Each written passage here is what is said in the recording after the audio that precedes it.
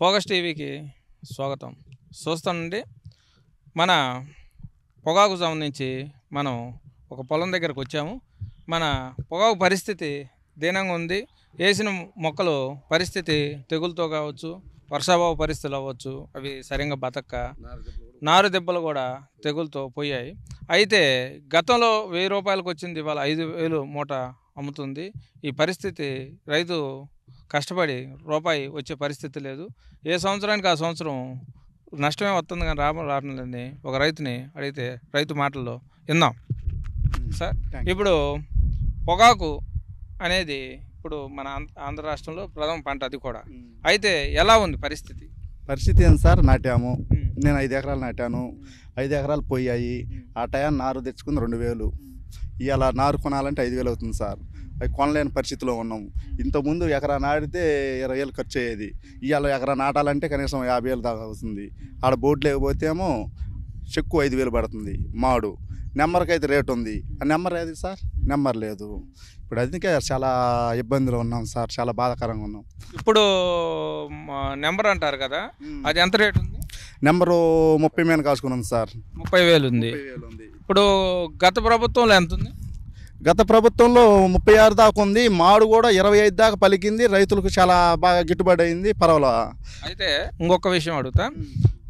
గత ప్రభుత్వంలో పంట పోతే ఎంతమందికి పోయినా కానీ రైతు భరోసా కేంద్రం నుంచి ఇన్సూరెన్స్ వచ్చింది. పొగాకు కాదు, ఏ పంట అయినా సరే.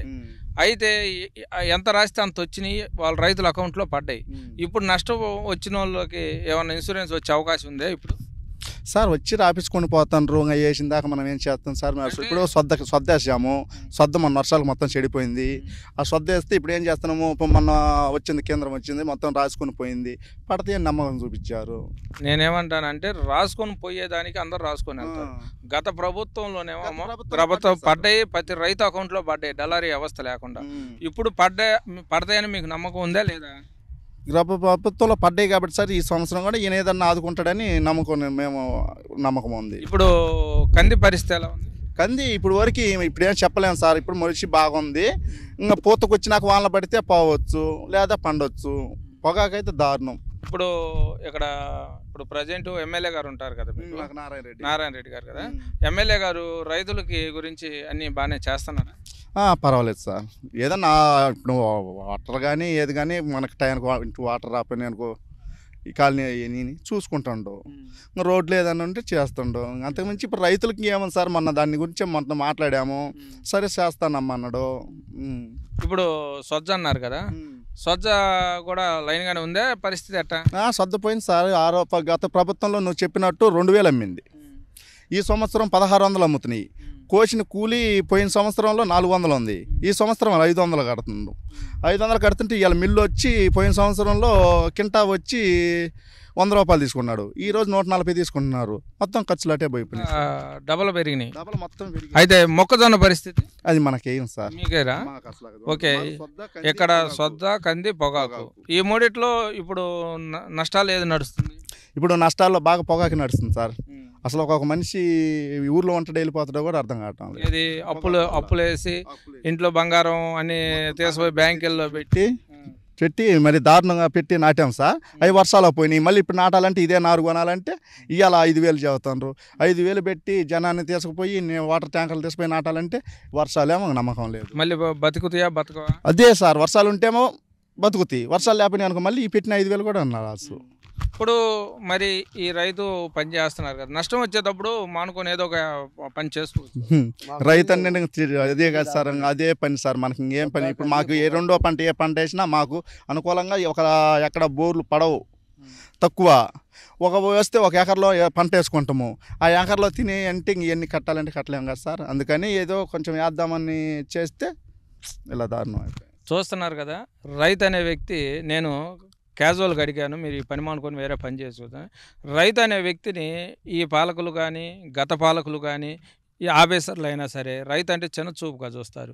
కానీ ఎవరు ఎన్ని కోట్లున్నా, ఎన్ని 100 కోట్ల ఆస్తులున్నా, రైతు పండితే, రైతు చేస్తేనే 4 ఏళ్ళు నోట్లోకి వెళ్ళేది. అయితే కానీ ఎప్పటికీ అది అందరికీ తెలిసిన సూత్రమే. కానీ ఎవరైనా సరే రైతు అంటే చిన్నచూపుగా చూస్తారు. రైతు నష్టాన్ని కానీ కష్టాన్ని బ్యాంక్ దగ్గరికి వెళ్తే ఒకరోజు లేట్ అయిందంటే క్రాప్ లోన్ రెన్యూలో చేసుకోకపోతే వాళ్ళు ఇంటికి వస్తారు. అదే ఒక కమర్షియల్ కానీ వ్యాపారస్తులు కానీ డబ్బులు కట్టకపోతే అతనికి నమస్కారం చేస్తారు. కానీ రైతుని గంట కూడా గంటలు బ్యాంకులు నిలబెట్టి రేపురా ఎల్లుండ్రా అని చిన్న తప్పుకు కూడా లేదా లేటుగా చేసే పరిస్థితులు. కానీ ఎప్పటికైనా కానీ ఏ అధికారులైనా ఏ శాఖ అధికారులైనా రైతుల్ని చిన్నచూపుగా చూడకండి. ఎందుకంటే ఇదంతా ఎందుకు చెప్పానంటే రైతు అనేవాడు ఒక సంవత్సరం నష్టం వస్తే రెండో సంవత్సరం కూడా అదే వర్క్ చేస్తాడు. అదే ఒక వ్యాపారస్తుడు ఒక వ్యాపారం నష్టం వస్తే ఇంకొక వ్యాపారం చేస్తాడు. రైతు అనేవాడు నష్టమైన ఎకరమైన అమ్మి అప్పు కడతాడు, కానీ వ్యాపారస్తుడు నష్టం వస్తే ఐపీ పెడతాడు. అందుకని ఏ అధికారులు దయచేసి అధికారులు రైతులను చిన్నచూపు చూడకండి. ఎందుకంటే ఈ కల్తీ ఆహారం ఇంత రావడం కారణం ఈ ఆఫీసర్లు కానీ ఈ రైతులకు సంబంధించిన ఉద్యోగస్తులు కానీ చిన్నచూపు వాళ్ళే రైతులు చేయలేనందువల్ల ఈ ఆహార కల్తీ వల్ల అందరూ ఆరోగ్యాలు పోతున్నాయి. దయచేసి గమనిస్తారని ఇంతతో సమాప్తం. Focus TV.